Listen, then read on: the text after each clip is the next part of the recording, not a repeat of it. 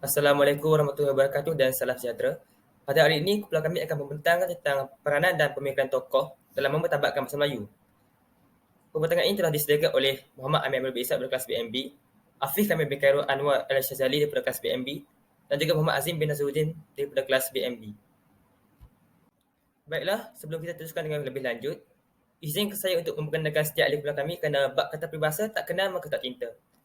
Saya Muhammad Amir Abdul Ishak sebagai pertama yang pertama, dan seterusnya Afiq Kamil bin Khairul Anwar Al-Syazali sebagai pertanyaan kedua, dan yang terakhir Muhammad Azim bin Nasruddin sebagai pertanyaan ketiga. Antara tokoh utama yang memainkan peranan penting dalam mempertabatkan bahasa Melayu adalah yang pertama R.O. Winstead, dan yang kedua W.G. Shalabier, yang ketiga O.T. Duset, yang keempat Mushib Abdullah, yang kelima Asma Haji Omar, yang keenam Nik Safia Karim, yang ketujuh Abdul Hassan, dan yang terakhir sebagai yang ke-8 Awang Sarian. Tokoh yang pertama iaitu Richard Olaf Winstead ataupun dikenali sebagai R.O. Winstead. Beliau merupakan pakar kaji dari timur Inggeris dan pentadbir koloni dengan kemahiran bahasa Melayu British. R.O. Winstead merupakan seorang orientalis Inggeris yang berkhidmat sebagai pentadbir British di tanah Melayu untuk menentukan hala tuju sistem pendidikan dan melahirkan lebih ramai guru-guru Melayu yang berpendidikan tinggi. Beliau menubuhkan Sultan Idris Training College ataupun pada zaman sekarang dikenali sebagai UPSI iaitu Universiti Pendidikan Sultan Idris. Seterusnya, beliau telah menerbitkan lebih kurang 85 buah buku bacaan sekolah melalui Malay School Sumbangan Series. Beliau juga telah mainkan peranan penting dalam menghasilkan buku tentang bahasa Melayu iaitu yang pertama, Colloquial Malay, A Simple Grammar with Conversation 1920, dan yang kedua, A Dictionary of Colloquial Malay English and English Malay 1920. Seterusnya, tokoh yang kedua pula adalah William Girdlestone Shalabier ataupun dikenali sebagai W.G. Shalabier. Beliau merupakan salah seorang penterjemah Alkitab dalam bahasa Melayu. Alkitab berdasarkan perkataan ini adalah merupakan kitab Bible yang telah beliau terjemahkan dalam bahasa Melayu. W.G. Shalabier merupakan seorang askar dan juga perintis bahasa yang juga memberi sumbangan dalam mempertabatkan bahasa Melayu. W.G. Shalabier juga telah menghasilkan karyanya iaitu Sejarah Melayu, Sulatus Latin versi William Shalabier, dan juga beliau telah menghasilkan sekurang-kurangnya 55 buah karya sastra dalam bahasa Melayu, terutamanya Sejarah Melayu. Samping itu, beliau juga telah meninggalkan banyak buku mengenai perbandaran kata Melayu, kamus, buku teks dan kerja-kerja keagamaan bagi misi Kristian.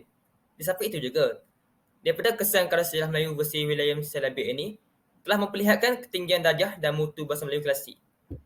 Baiklah, seterusnya kita akan pergi pada pembentang kedua pula iaitu Afiq Kamil. Baiklah, peranan dan pemikiran tokoh dalam memartabatkan bahasa Melayu menurut O.T. Duset. O.T. Duset merupakan pengetua pertama Maktab Perguruan Sultan Idris pada tahun 1922 hingga tahun 1936. Yang mana Maktab Perguruan Sultan Idris ini pada hari ini dikenali sebagai UPSI iaitu Universiti Pendidikan Sultan Idris. Seterusnya, ucapan O.T. Duset kepada para pelajar Maktab Perguruan Sultan Idris pada ketika itu pada tahun 1935 yang berbunyi seperti bahasa kamu, saya percaya, diucapkan oleh lebih daripada 70 juta manusia.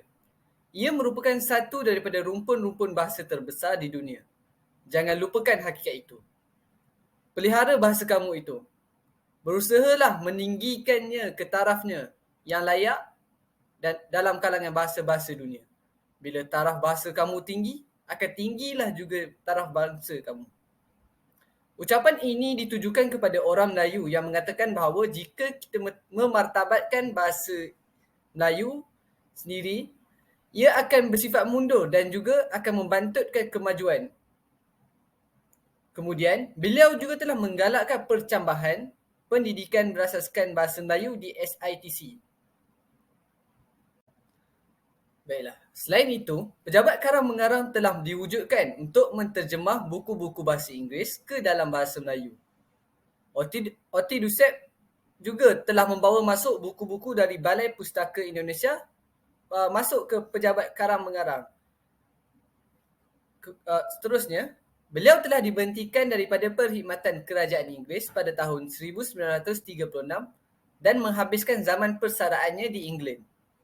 Hal ini berlaku disebabkan oleh beliau terlalu cenderung dalam membela nasib orang Melayu. Kemudian, peranan dan pemikiran tokoh dalam memartabatkan bahasa Melayu menurut Munshi Abdullah. Munshi Abdullah dilantik sebagai jurutulis dan penterjemah ketika di Stamford Raffles ketika membuat lawatan ke Melaka. Pada usia beliau 27 tahun, beliau telah mengajar bahasa Melayu kepada Paderi Milne dan C.H. Toms. Kemudian pada tahun 1815, beliau juga telah menggunakan peralatan percetakan di kediaman Paderi Milne untuk membuat huruf, mengaturnya dan mencetak buku serta surat. Selain itu, Abdullah juga telah mengikuti Raffles ke Singapura dan terus menjadi jurutulis dan jurubahasa Raffles. Beliau diberi tugas untuk mengumpul bahasa sastera Melayu lama untuk Raffles membawa pulang ke England serta mengkaji adat Cina dan masyarakat Jakun. Kemudian, Munshi Abdullah juga telah menghasilkan karya pertamanya pada tahun 1830 yang bertajuk Syair Singapura Terbakar. Selain itu, beliau bukan sahaja memperlihatkan perkembangan bahasa Melayu tersebut melalui karya kesusastraan, malahan beliau juga menyedari betapa pentingnya buku nahu bahasa tersebut. Kerana baginya, nahu sesebuah bahasa bukanlah dapat diselesaikan 100% masalah bahasa. Hal ini lebih nyata apabila nahu sesuatu bahasa yang dikaji oleh orang asing yang bahasa ibundanya bukan bahasa Melayu dan tujuan membuat kajian tersebut bukanlah berdasarkan kajian ilmiah melainkan kerana kepentingan tertentu. Beliau juga telah melihat bahawa nahu bahasa Melayu ini yang ditulis oleh orang asing itu hanyalah merupakan pengubahsuaian nahu bahasa mereka sendiri yang cuba dipaksakan ke dalam bahasa Melayu. Beliau juga turut menegaskan betapa pentingnya bahasa Melayu dipelajari oleh orang Melayu. Kemudian, beliau berminat mempelajari dan mendalami bahasa Melayu. Dan yang terakhir, beliau juga menjelaskan betapa ruginya orang Melayu kerana tidak mahu mempelajari bahasa Melayu kerana itu merupakan bahasa mereka sendiri. Peranan dan pemikiran tokoh dalam memartabatkan bahasa Melayu yang seterusnya ialah Asmah Haji Omar. Asmah Haji Omar menggunakan bahasa Melayu yang tepat ketika beliau berkomunikasi dengan orang lain. Beliau telah menerbitkan lebih daripada 35 buah buku berkaitan bahasa yang meliputi 30 buah buku tentang wanita dan 10 buah buku yang dianggap secara langsung dengan bidang bahasa. Pemantapan dalam sistem bahasa, beliau telah menghasilkan belasan buah buku dan ratusan majalah tentang bahasa. Beliau juga telah menerbitkan pelbagai karya berkaitan dengan tata bahasa sebagai rujukan kepada masyarakat. Bila Asmah Haji Omar mahu memastikan semua rakyat menggunakan bahasa Melayu dalam pelbagai bidang dan memastikan bahasa Melayu menjadi asas pendidikan negara. Beliau juga mahu memastikan buku-buku ilmiah dan akademik ditulis dalam bahasa Melayu dan memperingati kepada semua guru iaitu tanggungjawab guru dalam memperluaskan bahasa Melayu serta menasihati orang Melayu untuk mempelajari dan memartabatkan bahasa Melayu.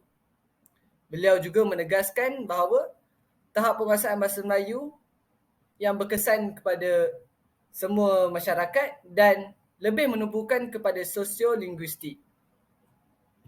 Baiklah, kita ke tokoh yang seterusnya dalam peranan dan pemikiran tokoh dalam memartabatkan bahasa Melayu, iaitu Nik Safiah Karim. Pemikiran Nik Safiah Karim. Yang pertama, Nik Safiah Karim mengaitkan morfologi dengan mengkaji struktur, bentuk dan penggolongan kata. Yang kedua, Nik Safiah Karim sangat berjuang dalam memartabatkan bahasa Melayu selain mempunyai prinsip yang teguh berkenaan pembangunan ilmu pengetahuan. Yang ketiga, Nik Safiah Karim juga sering kali menekankan pentingnya pengurusan masa. Menurut beliau, pengurusan masa ini amat penting kerana beliau sentiasa menempuhkan kerjayanya di samping keluarganya. Yang keempat, Nik Safiah Karim berpendapat pemantapan sistem bahasa sebagai persediaan menjadi bahasa yang cekap dan yang mempunyai daya pengungkapan hal ehwal ilmu, teknologi dan segala bidang untuk kehidupan moden telah mencapai tahap yang kukuh. Walaupun proses ini masih berterusan dan masih memerlukan pemantapan untuk memartabatkan bahasa Melayu.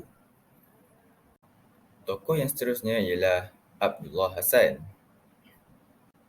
Pemikiran Abdullah Hasan.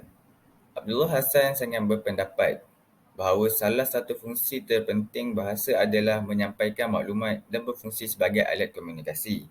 Yang kedua, Abdullah Hasan merupakan sarjana yang kuat memperjuangkan peranan bahasa Melayu sebagai bahasa pengantar pendidikan demi memandaikan rakyat dan bagi mengekalkan jati diri melalui himpunan memori bangsa yang dipindahkan hanya melalui bahasa peribumi. Baiklah, tokoh yang terakhir pula, Awang Sarian. Pemikiran Awang Sarian. Awang Sarian melihat kemerosotan bahasa Melayu dalam dua aspek, iaitu aspek taraf dan mutu. Yang kedua, pemikiran Awang Sarian bersifat kritis konstruktif, iaitu setiap kritikan disertakan dengan cadangan yang boleh dilaksanakan untuk menyelesaikan sesuatu isu. Yang ketiga, pandangan yang dilontarkan juga memperlihatkan semangat juangnya sebagai ahli bahasa yang tegas menentang perkara yang menyalahi peraturan bahasa Melayu tanpa bersifat prejudis dan mengira pangkat mereka. Itu sahaja dari kumpulan kami. Sekian, terima kasih.